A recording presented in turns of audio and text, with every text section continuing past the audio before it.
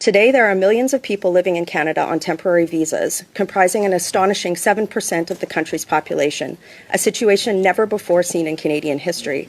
There are another estimated 500,000 undocumented persons living in Canada too, as well as 300,000 people in the asylum queue, many of whom will have bogus claims.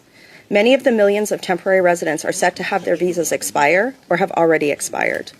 In this context, colleagues, it's not much of a stretch to foresee that Canada's practice of having no restrictions on solely citizenship acquisition is likely to be abused by people seeking to stay in the country after their visa expires or after a bogus asylum claim is found to be invalid.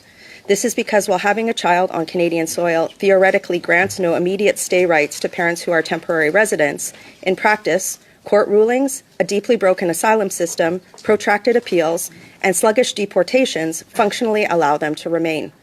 Recent videos, especially one circulating over this weekend on social media advertising this loophole, suggest this may be the case.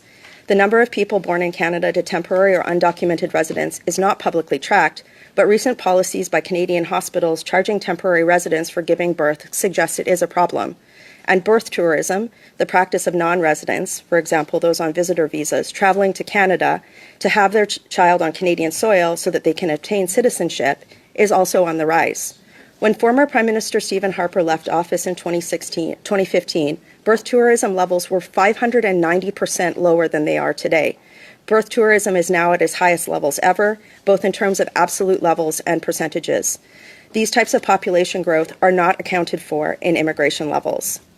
In this context, Canada is an outlier by granting unconditional birthright citizenship and should move into alignment with peer nations like the UK and Germany, which are also experiencing unprecedented immigration crises. And what I have in front of you today, colleagues, is to restrict birthright citizenship to permanent residents, at least one person being a permanent resident, one parent being a permanent resident or a citizen.